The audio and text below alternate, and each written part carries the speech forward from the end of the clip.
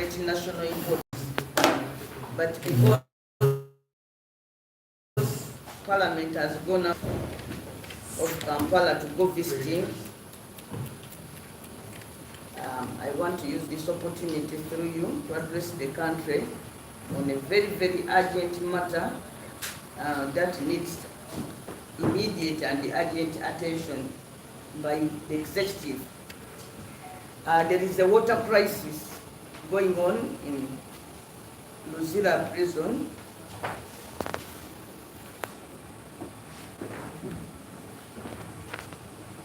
Which highlights the challenges the government of Uganda has in providing basic services to Ugandans, including those whose liberty has been denied by government because some are serving sentences. They were found on the wrong side of the law, while the greatest number of them, of these people, are suspects who are being held on remand. In light of the emerging threats in the world currently, it has come to our attention that Luzira prison have for the last 6 days, in fact for the last 1 week also, about 2 weeks now, to be specific, within a period of 2 weeks, that Luzira prison has been facing severe water crisis.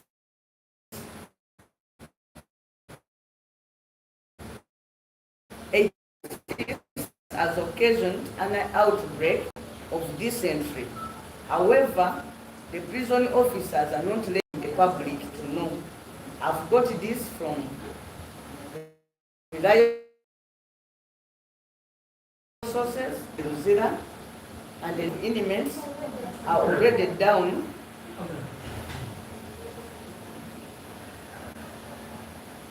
And we fear that we might even lose life. The incident now raises concerns about the living conditions of inmates, as the facility has been grappling with overcrowding and a range of other right violation acts, which include inadequate and poor quality food, unsanitary living conditions, and lack of access to medicine and treatment, among others. Efforts and engagements between the prison authority, the Ministry of Finance, and National Water Corporation over the matter have proved to be fruitless, and the problem continues. It is reported that the crisis resulted from the recent budget cuts, which we don't agree with. According to me as the Shadow Minister, I don't agree with this explanation that the problem is due to budget cuts. Because as you must be aware, the budget cuts have been were done recently. But if you look at the outstanding bill, you'll find that it is in billions of shillings. Yet, last year, these people were given money to clear these bills. So Luzira prison, as you might be aware, was established in 1924 with a capacity of 1,923 prisoners. Today, it holds 8,790 inmates. I want to repeat this. This prison that was constructed in 1924 has a capacity of 1,923 prisoners. However, today it is holding 8,790 prisoners, which exceeds the capacity by 6,867. That is 4 times the capacity. That is 400%. 400%. In March 2024, Luzira these figures, the figures I'm giving you, were as of March 2024. However, I think that by now, this number might have gone up to the extent that there is a possibility, according to information from within, that at the moment, Luzira is holding up to 10,000 prisoners and also. So, among these, 5,167 are on remand. 3,157 are convicts. 107 are condemned prisoners. These are on death row. And 59 are civil debtors.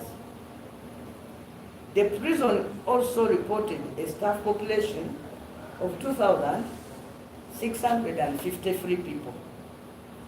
This places Uganda's prison of Luzira globally as the most densely populated prison in the continent. Worldwide,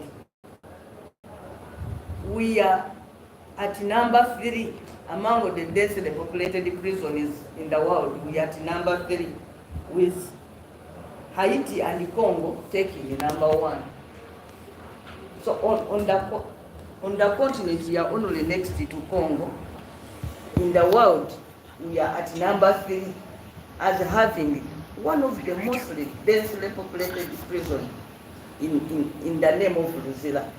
However, what is happening in Luzira is duplicated even in other prisons, including those which are up country.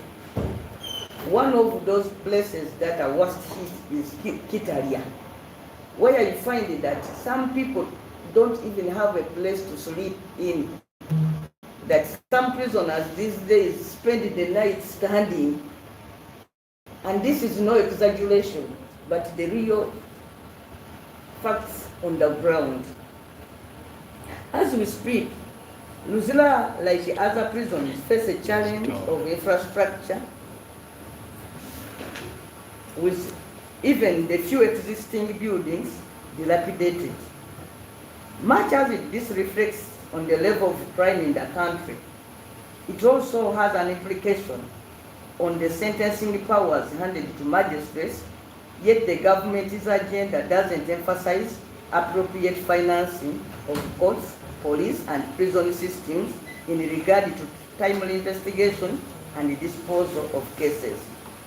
At the same time, prisons have been affected by COVID-19, with the backlog in cases that piled up during that period. While sentencing an offender to a jail punishment, being booked to spend time in jail where living conditions are cruel is double punishment and therefore against the principle of dispensing justice, the government has totally failed to come up with alternative systems that would see the number of prisoners in our prisons decreasing. Statistics reveal that the number of inmates on remand in custodial facilities across the country outweigh those who are convicted. For example, at Luzira, among the 8,790 prisoners, 5,167 people are on remand.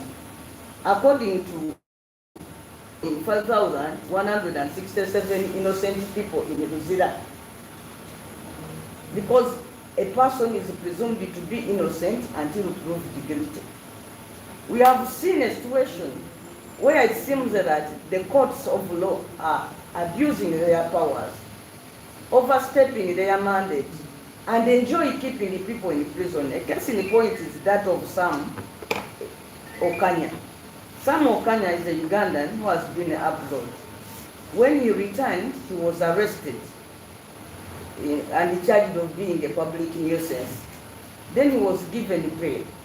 When he was given bail, one of the conditions was that he should submit, he should surrender his passport to the court.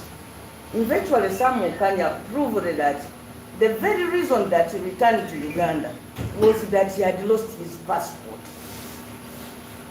And now, even after satisfying all of the other conditions for bail, Sam Kanya remains in prison just because he doesn't have a passport to depose to his court. We don't know when it became compulsory for courts of law to require people to deposit their passports as a condition for bail. However, when the water crisis occurred in Luzira, Sam Kanya, being one of the people who is exposed because he has been in the Western world, he went on to strike. He was beaten severely and even transferred to Chitalia. And then Chitalia is in a worse condition than Luzira, but this is somebody who has not been proved guilty. This is a person who has satisfied all conditions for bail, save for one thing that is being demanded by court outside the law, because it is written nowhere under our laws that a person will be requested to deposit his passport to his court before you can be given bail. And the fact that Sam proved that his passport got lost, and he reported this at the point of entry. When he was entering Uganda on return, he reported at the point of entry that I'm returning minus my passport. And it is well recorded by police at Entebbe that by immigration that he reported loss of a passport. But as we talk right now, he's one of these people facing dysentery, living in a prison where there is no water, yet he has fulfilled all the conditions for bail.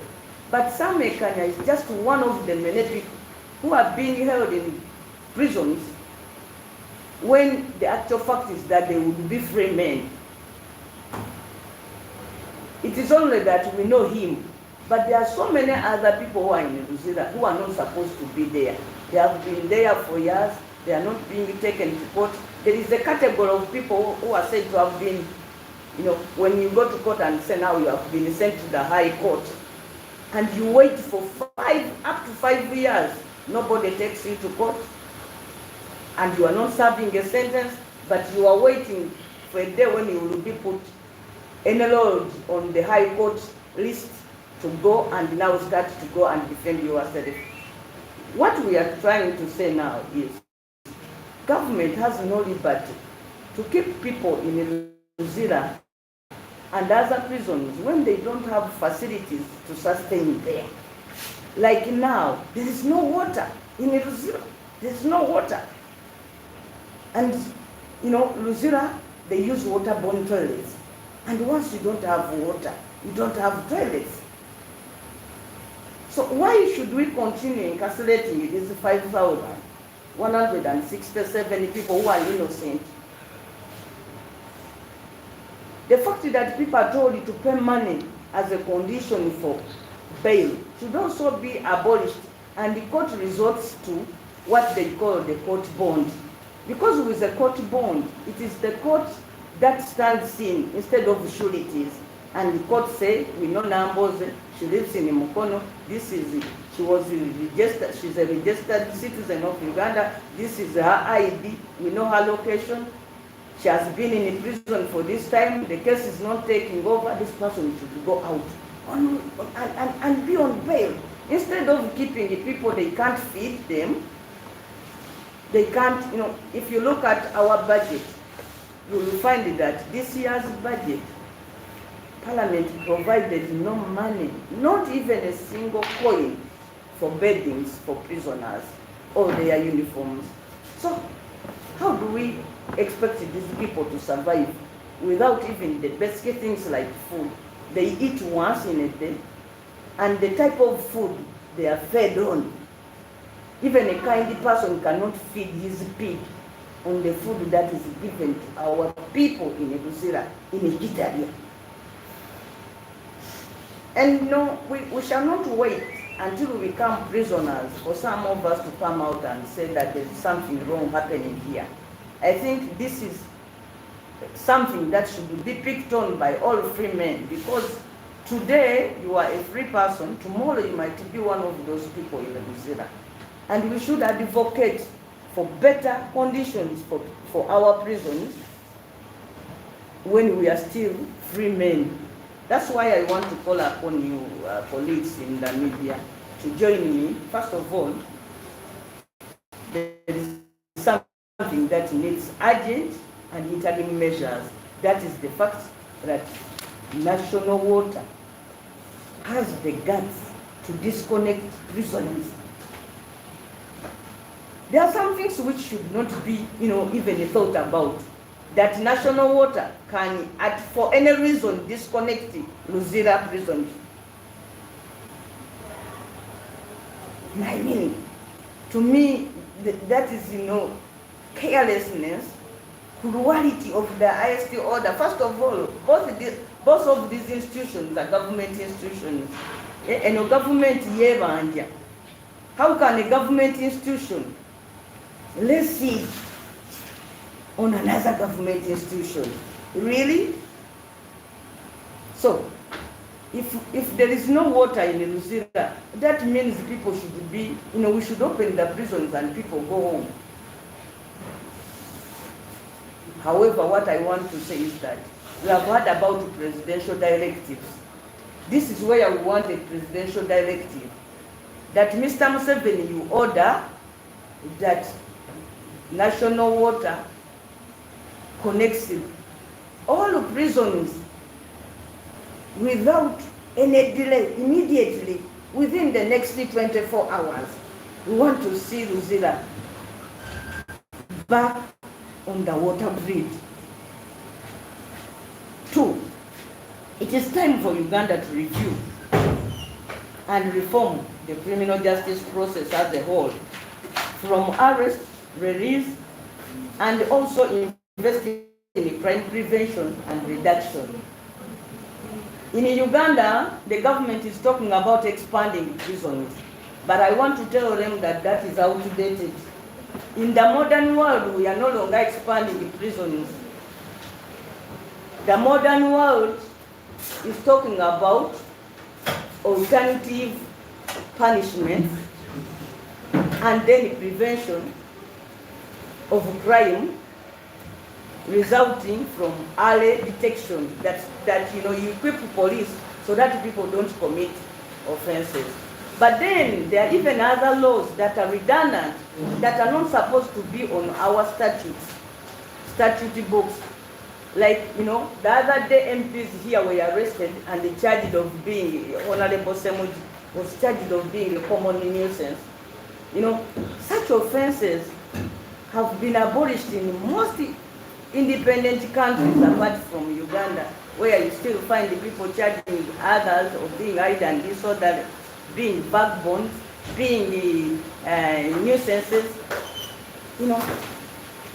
We should do away with some of those offenses, because when the place that is populating Luzira highly is this KCC airport.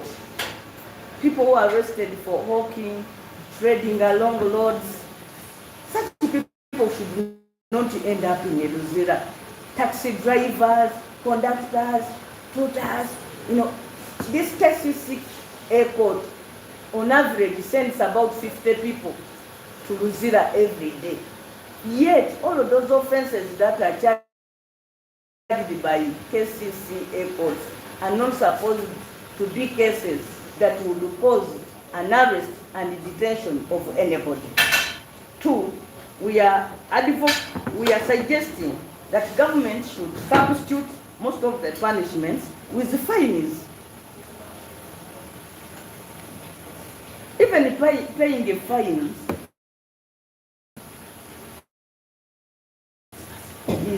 is a punishment. We get nothing from incarcerating people, especially young people. Useful period of life, leave families without parents. Instead, other countries have resorted to fines on most of the cases apart from felonies. Then we say maybe we would hold the people for murder, for rape, for defilement, for robbery, yes. But for simple, small cases, we would go for fines instead of thinking that one day we shall wake up and then have constructive, big prison facilities. That is outdated. And in any case, Uganda can no longer afford to imprison anyone. We are below all the standards. We are just human rights violators. Even those people we are holding as, including these people who are on death row. Because if somebody is on death row, you are supposed to try that person first. And if you want to hang that person, you hang that person. If you don't hang that person within a given period of time, then there is nothing there is no reason why you should continue holding that person on death row. Omuntu bamusalira gwa kufa bw'oba tomuwanise kalabba mu budde mu myaka egisooka etaano mutagende. Because n'okumuteekawo nti alinda kalabba, omuntu n'abeerawo buli lunaku nti omutadde awo alinda kalabba, nakyo kyakutyoboola ddembe lyo. Naye kati bagamba nti abantu 107 bali wano Luzira ngo bali awo balinze kubawanika kalabba. Mwami Museveni tasayininga nti babawanike, ate gavumenti eremezzaawo ekibonerezo ky'okuwaniza abantu kalabba, ate nga omukono gubakankana tebabawanika kalabba. Kakati tumanye bumanya nti ekibonerezo tukijjewo omulundi gumu, tugende mu byafaayo nti Uganda tekyasalira abantu gwakufa, kubanga ne bwe tubasalira ogw'okufa ate tetubatta, wabula okubatulugunya obutulugunya ne tubateeka mu makomera, nabo ne bateekawo expense ennene ennyo eri omuwi w'omusolo, nti ate wuuyo yatta omuntu ate ne tumuspendingako sente z'omuwi w'omusolo nnyingi nnyo nga tumulabirira.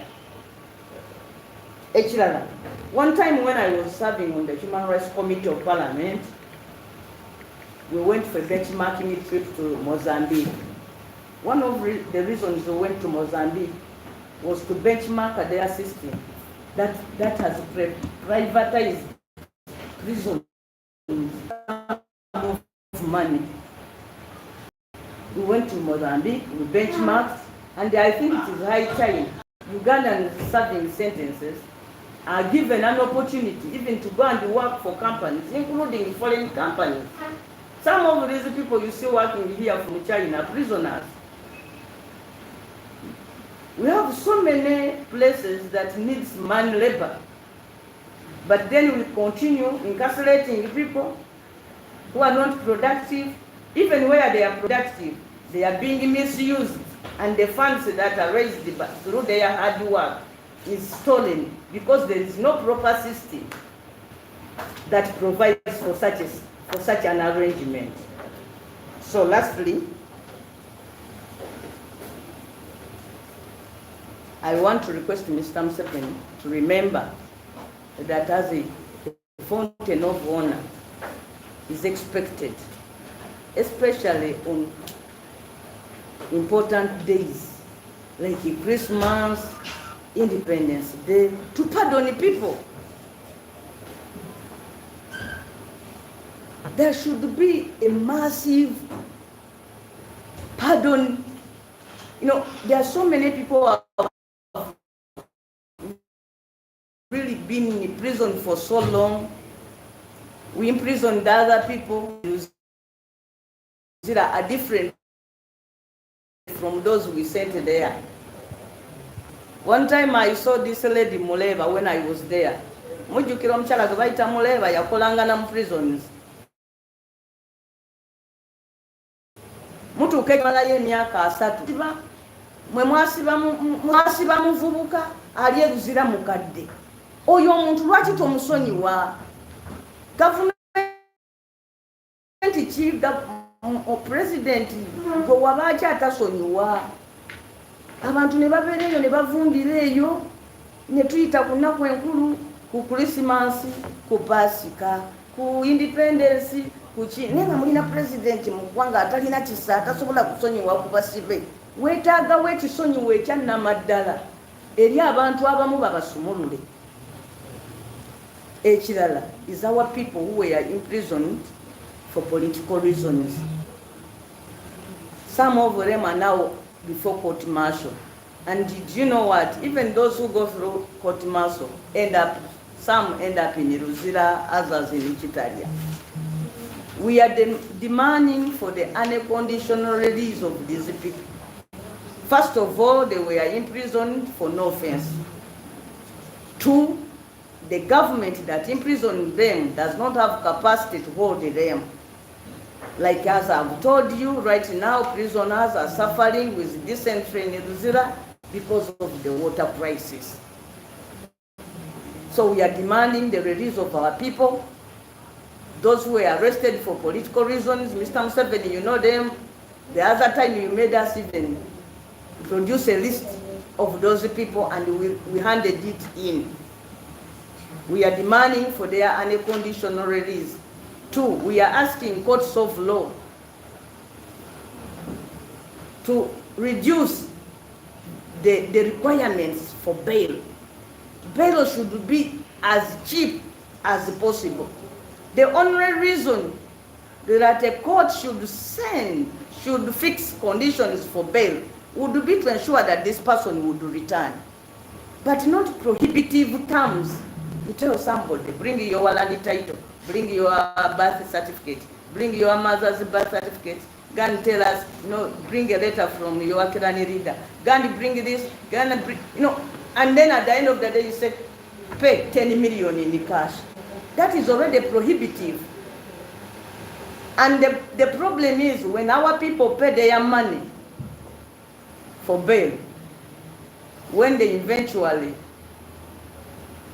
case is finally disposed of, it becomes very, very difficult to claim this money back.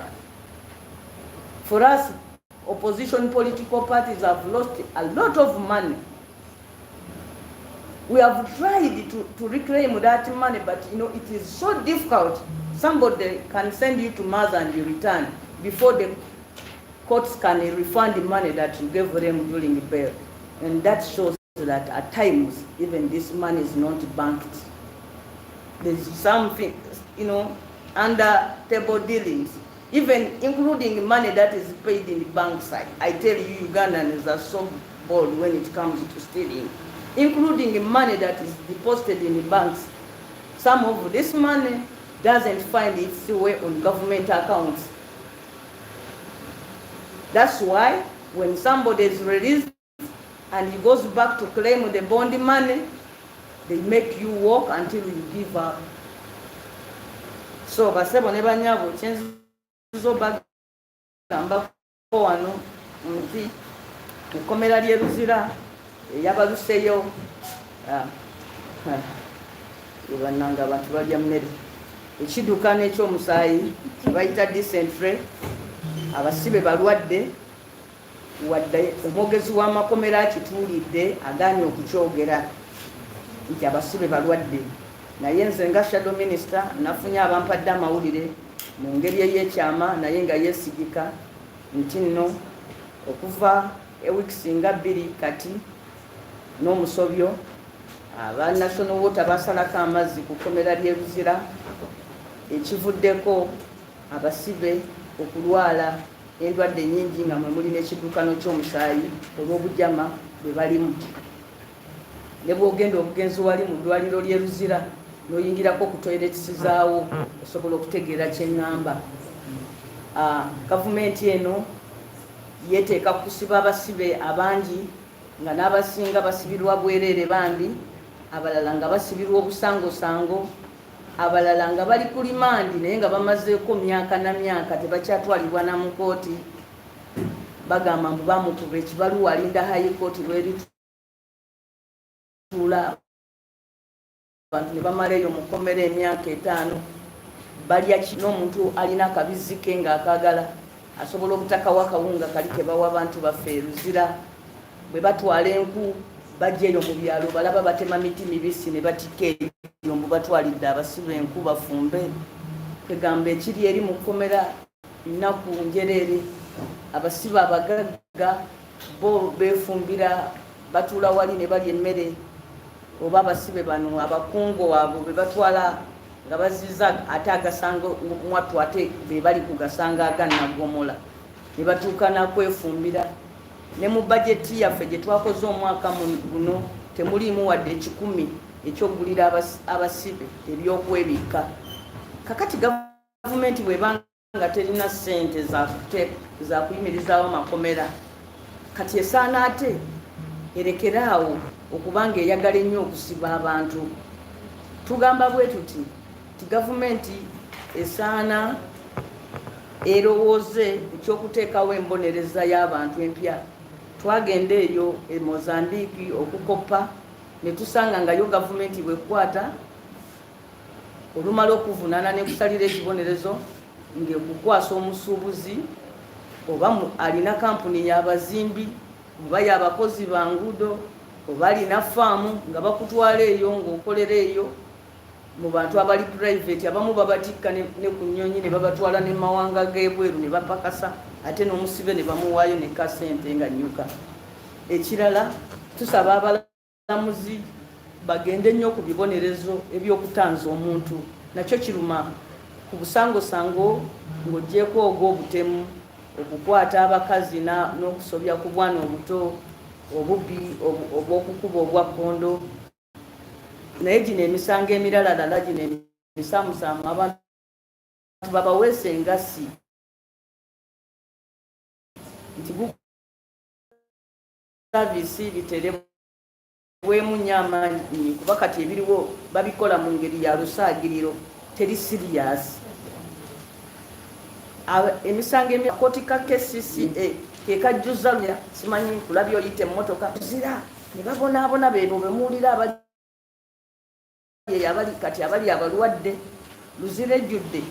Luzira erimu bwe bwatuukira mu Maaci w'omwaka guno yaliyo abasibe 8 ng'e1567 bali ku limandi, ekitegeeza nti ku basibe 879 1567 basibiddwa bwereere kubanga amateeka gagamba nti omuntu taba na musango okujjako nga gumaze omukola ki okumusinga. Kwaba abasibe 3157 be bokka be baasalira. 17 bali awo babasalira gwa kufa, tebabatta ate bababonyaabonya. Ffe tugamba nti omuntu bw'omusalira ogw'okufa bw'otamuwanika kalabba mangu muyiyize ekirala. Abo be bantu be twalitadde ne ku nnyonyi bagende bapakase mu mawanga eyo amalala bakoleyo emirimu egy'amaanyi kubanga kati mumutaddeawo ate be yatemulira omuntu ate bojjako ssente zaaliweredde bamulekwa ate okubeezaawo omutemu. Emirundi egisinga abantu tubasiba balala ate ne makomera eriyo balala. Musiba omuntu nga muvubuka nga musamizo oba nga sitakkiririza mu Katonda, ogenda otuuka e Luzira amazeeyo emyaka 2 nga mukadde nga abantu bwe batyo basana kulondoola. Kati oyo aba mulala bwe musanga ng'omuntu yakyuka nga mwasiba mulala ate kubanga n'okusonyiwa naye enkola ya buntu. Naye gwe Mwami Museveni oli pulezidenti ki ne tuyitanga ku Kulisimasi, olaba ku Pasika, olaba nabali bagamba nti balaba omutemu bamute Yesu bwe bamukomerera, olaba nabo n'abo abakomerera Yesu bafunamu ku kisali bagamba naye ye balaba tumute. Gwe Mwami Museveni lwaki tosonyiwa ku basibe? Waliyo abantu ng'obalaba naddala abasiba abakyala eyo nabalaba we nali mukomera n'obalaba nga bali eyo bamuleba baani bakadiyidde eyo tebakyalina namaanyi wadde agagoba embaata. Kati osiba waaki oyo musonyi wagendeeka ebirala omuleke ne Katonda we. Owulidde? Naye okujjuza ekkomera abantu ne bajjula mu makomera ne babeera eyo ne bavundira eyo. Abakola Luzira gwe tusibamu abantu olwaleero yazimbibwa mu 1924, emyaka 10 egiyise. Abamuzimba abeerenga abasibe 1923. Olwaleero bawerayo 1,000. N'olwekyo buli walibadde omusibe omu, buli kafo ke bakola okwebakamu omusibe omu mwebakamu abasibe 4. Kyova olaba abantu bangi kati bava mu makomera nga bakyamye n'embiriizi basula bayimiridde babapanga bupanzi nga kutiya. Kakati nno olwaleero wakati mu kulaajanira gavumenti ebyo byonna, naye era mpandiikidde ne minisita ebbaluwa, kopi yaayo yino ng'egamba bweti nga 26 Agent of Prisons, the Uganda Prison Services, P.O. Box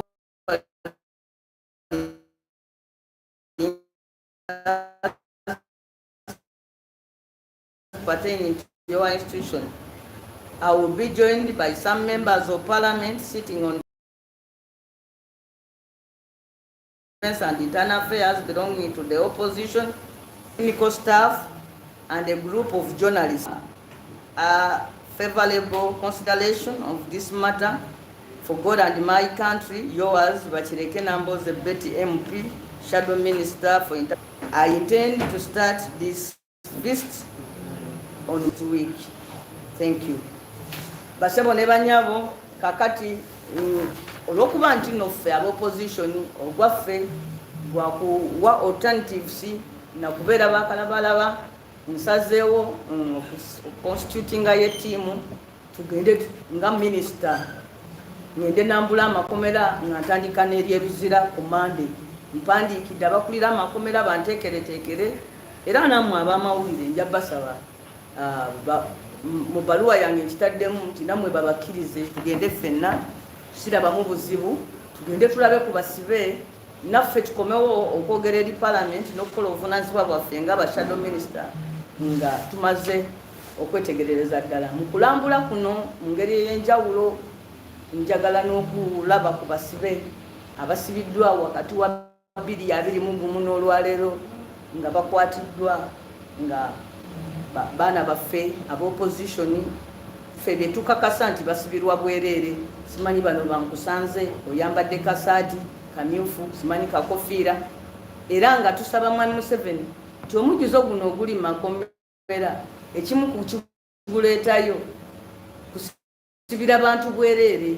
Kati abo abantu bonna be bakutte olw'ebyobufuzi babate, kati waliwo ennaku ezo be bagenda mazima ne bayoola Kenya, Uganda nemenya ne border neyingira Kenya neyoola bannayuganda abali bagenze ku workshop e Kenya, abavubuka ne baleeta ne babayisa mbuzibu ennyo, nabo bali Luzira wali. So twagala tugende tulambula amakomera, sisuubiramu ansa gye bayita nno. Ndi ku mulimu gwennyini ogwannondesa.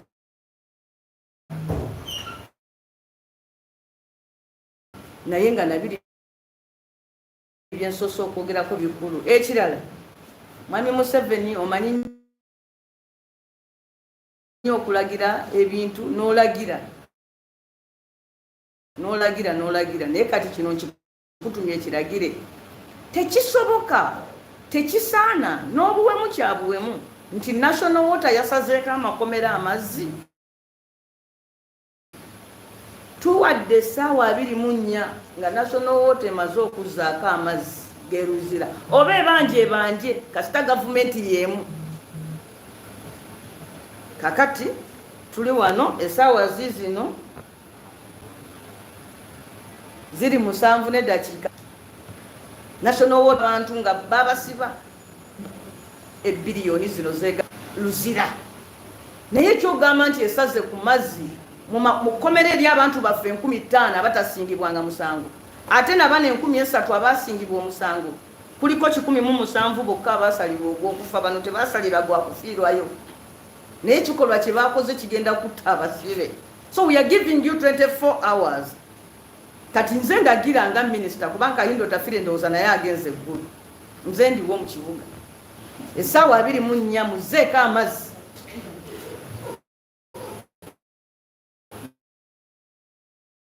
Oba mubanja mubatwale mu kkooti mulabe ebintu ebirala bye mukwata, naye so sigamba mbu musazeeko ekkomera amaki amazzi. We are giving national water. Hear me out.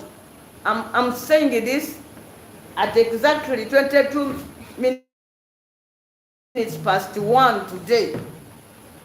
that we are giving you 24 hours. I bet in Nambooze, the shadow minister, I'm giving you 24 hours to. They are risking lives of over 10,000 prisoners who are in Luzira. Already they are suffering from abasibe baddukana musaayi kubanga bamaze banga gwanvu nga tebalina mazzi.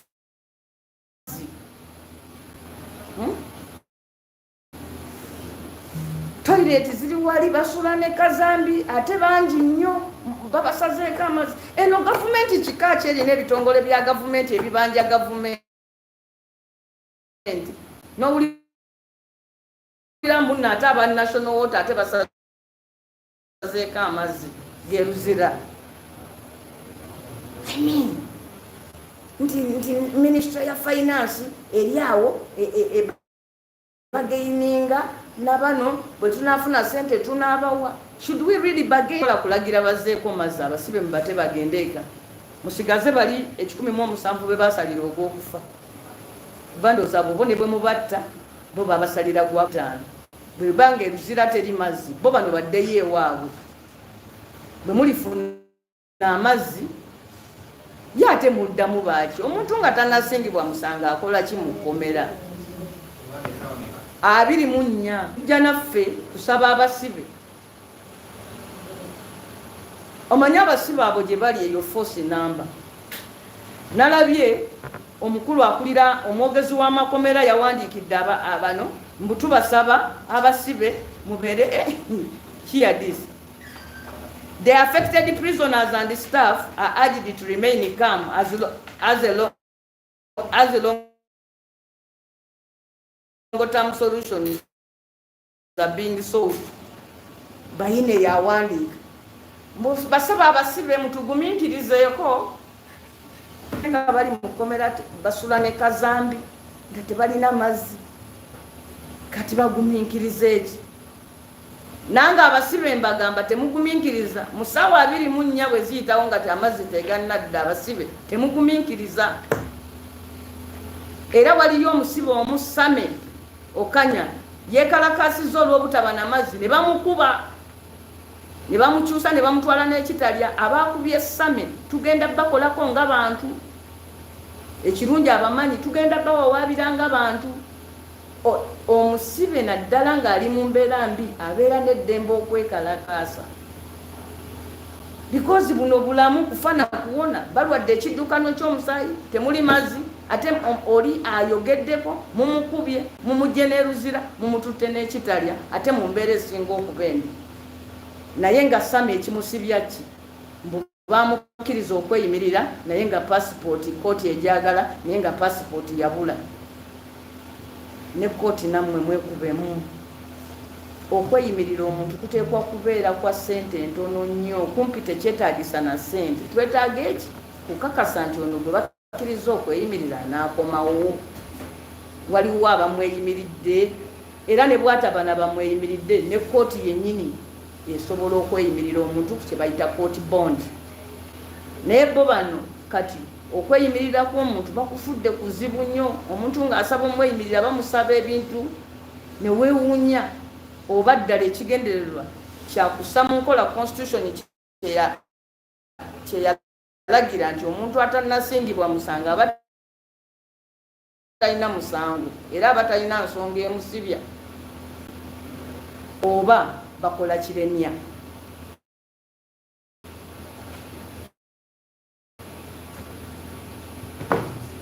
President Museveni obadde ogamba alagidde atera nnyo wano okulagiralagira ebintu n'olubuuza nti eyo directive oba agabye yaki. Waliwo yalagira wano oyo muwe sente musaawa 24 penalty.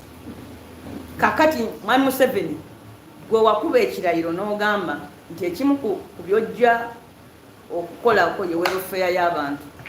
Tetuganye national water banja prison biliyoni 18 ze tutamanyi na kumanya zawera zitya.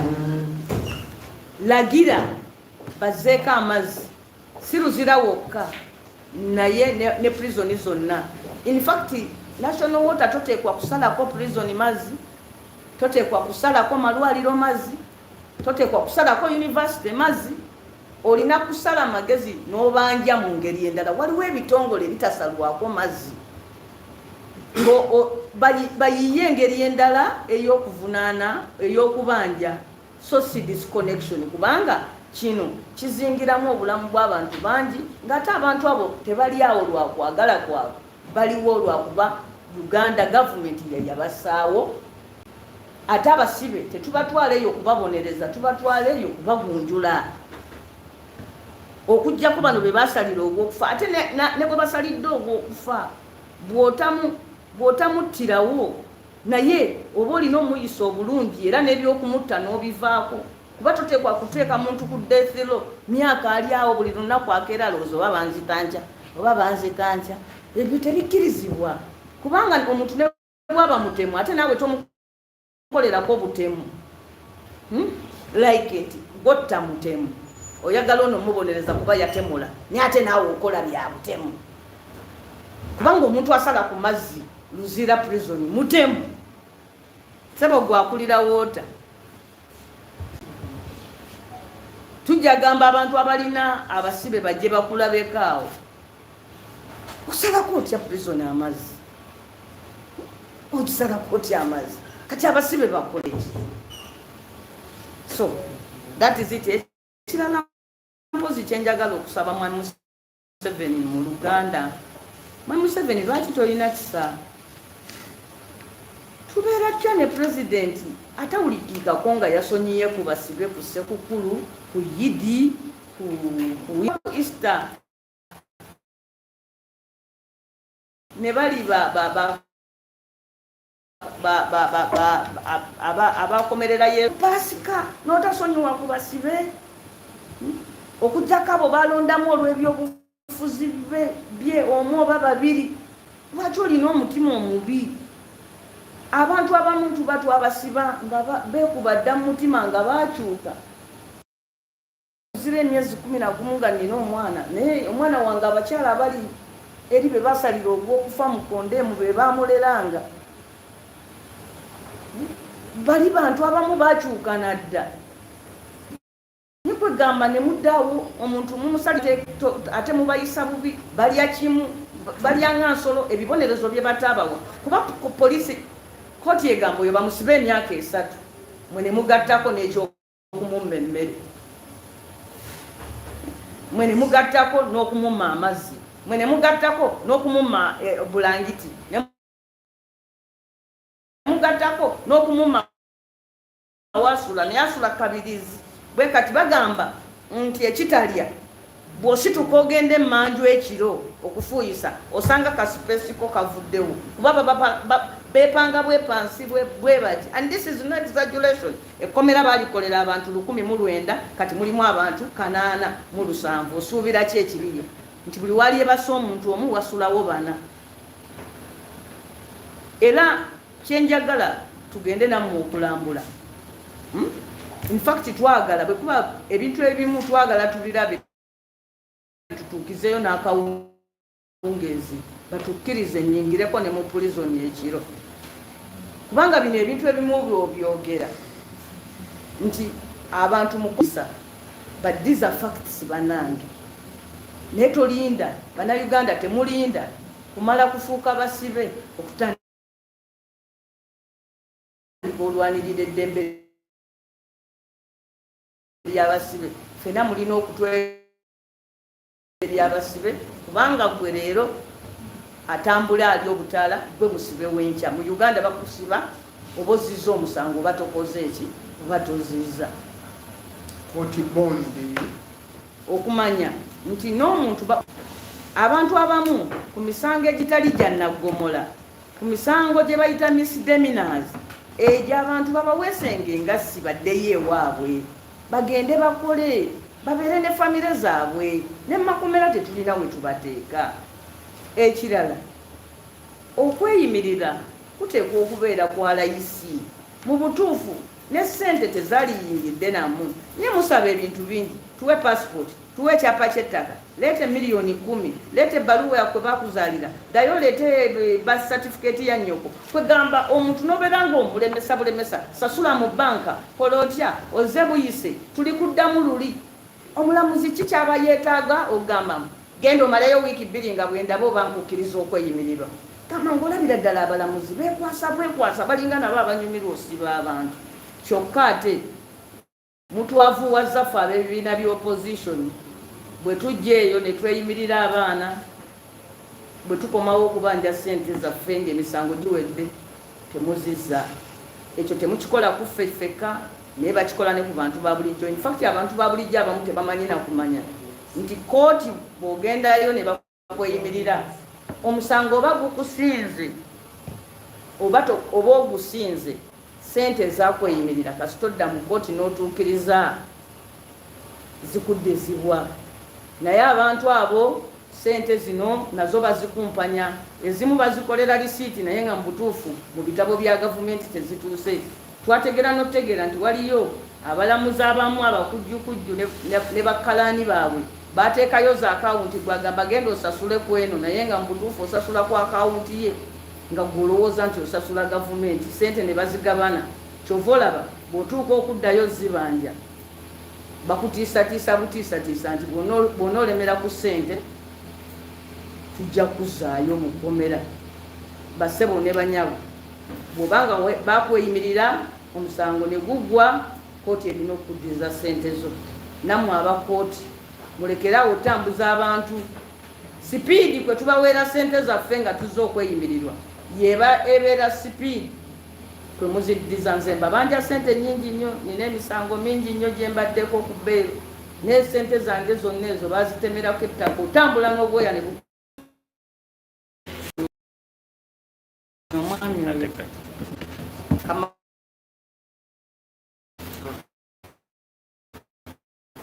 Tuiwako omukono namali. Mama ayiwako omukono.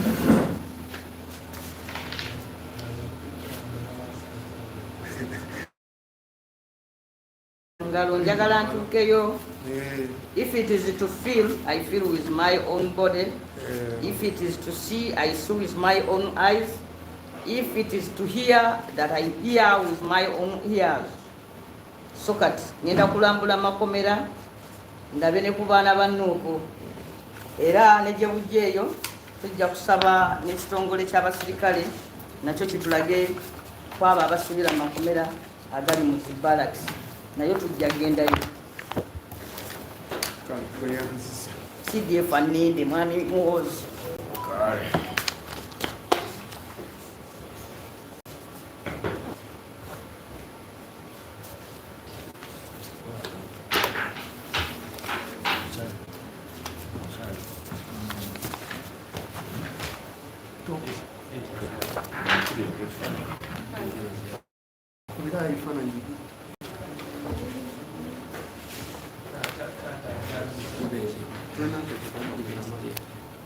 Nama jangu wetegereze baruwa. Tuteke ku Nairo Post. Tuteke ku Nairo Post. Twitter. Tugirabe ku Twitter. Bi atebye okusasula. Febe twajja mu parliament wano sebo. Ekizibu si sebo. Tugambye nti tulwanirire eddembe ly'abasibe nga tetunnafuuka basibe. Saawa yonna twetegekeze. Namayo tomanya saawa yonna bakusuulayo. Yawona, teyawona. Baba mukora. Yawona wano. Sensa mu. Bali bamusesani. Bali bamusesani.